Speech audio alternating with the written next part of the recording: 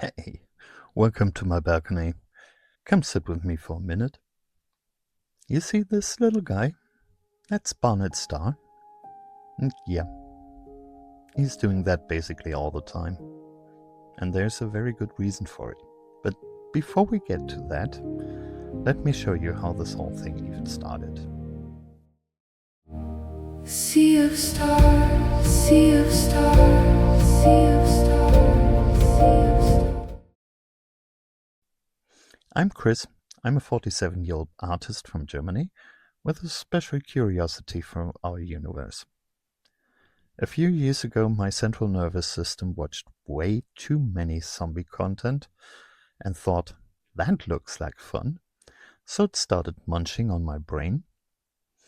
That's called multiple sclerosis, which means, at least for me, a wheelchair, shaky, partially paralyzed hands, constant pain, and sometimes a level of fatigue where even thinking about dinner feels like rocket science. So, astrophotography is not exactly the easiest hobby to pick, and I can't just grab my stuff and drive out to some dark field when the sky is clear. I need someone to come with me and assist, because I cannot be trusted in public traffic anymore. And even if I could, a full astrophotography setup would probably make my wheelchair do a wheelie, flip me onto my back like a fat little beetle, and instead of a beautiful starry night, I would be observing my ceiling, which sadly is not painted by Van Gogh. That's way above my pay grade. I mean, retirement. So this balcony is my observatory. And honestly, it's not even bad. Great view to the south, plenty of sky, but the north completely blocked by my apartment building. And all who know can agree that's a problem.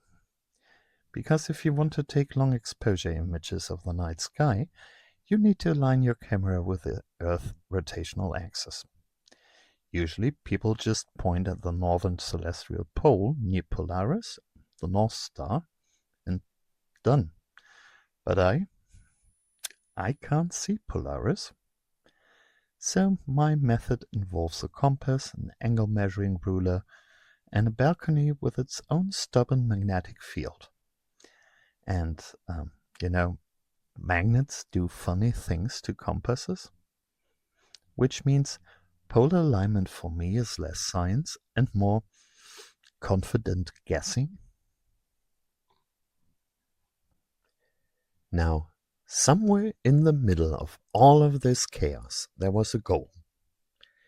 I'm currently working on my second sci-fi novel, 60 hectopascal, and this little guy up there plays a role in it, Barnett Star. So naturally, I wanted a photo of it. And that's where things get interesting. Because despite being one of our closest neighbors, you can't see it. Not with your eyes, not even from a really dark sky. It's a red dwarf, small, dim, and doing its absolute best not to be seen. So, if you want to capture it, you need longer exposures. And for that, you need something that follows the stars. A star tracker. Ah, not you. Sorry, a mechanical tracker.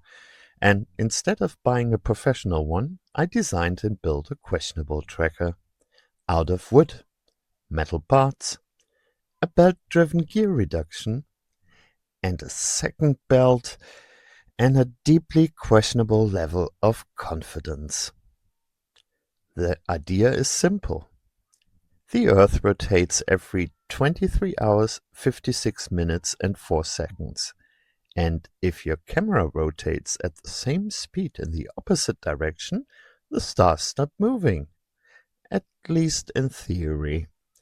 In practice, mine was more like we approximately align with the concept of north.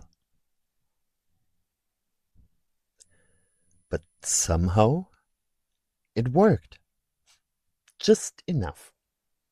And one day, after a lot of trial and error, I pointed my camera where Barnard's star should be, took a bunch of images, and compared them with a star map. And there he was. Yes, Barnard, I see you.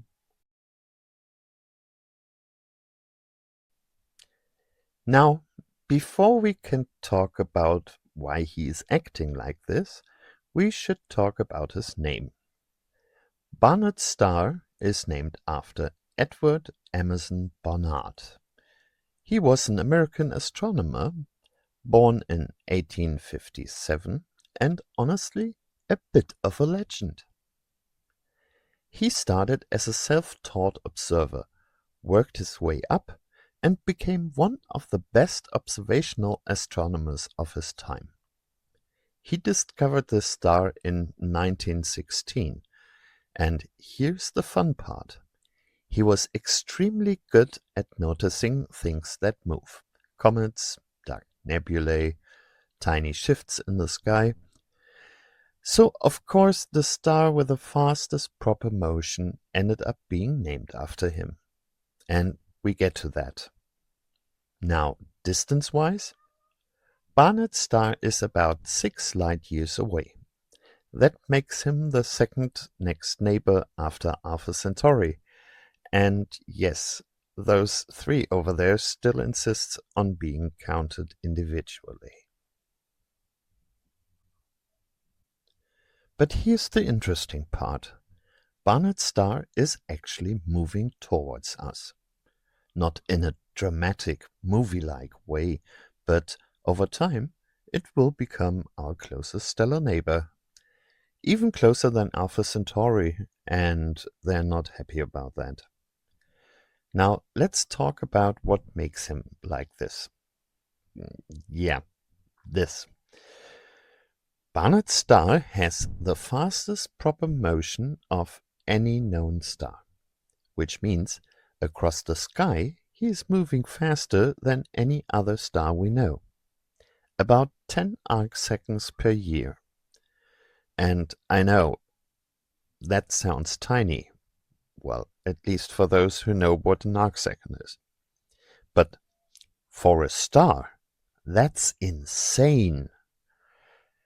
If you take images a few years apart, you can literally see him shift positions. He's not fixed like other stars.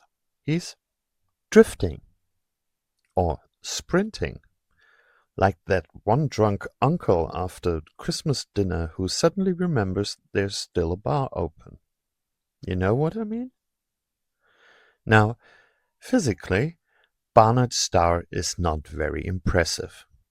About 15% of the Sun's mass, less than 1% of its brightness, which is why he is so hard to see, even though he is so close.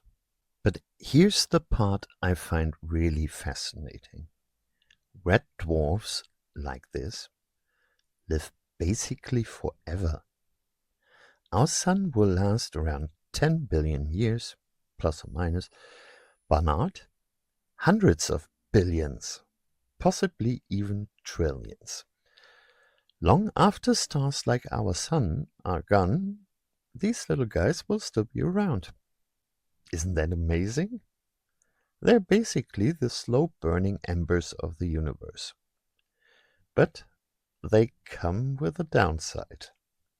They flare. I mean, a lot. Sudden bursts of radiation, not exactly great for anything alive trying to stay alive. So, if you're looking for a nice vacation planet, Barnard is not ideal. Still, he does have planets. We found them in recent years. Small, rocky, and most likely not habitable. Which is slightly disappointing, but it's completely in line with my novel. So, that's Barnard's star. A tiny, fast, slightly nervous neighbor that somehow convinced me to build a star tracker out of breakfast boards and optimism. And that's exactly what this channel is about. Not perfect conditions, not perfect equipment, but finding ways to explore our universe anyway.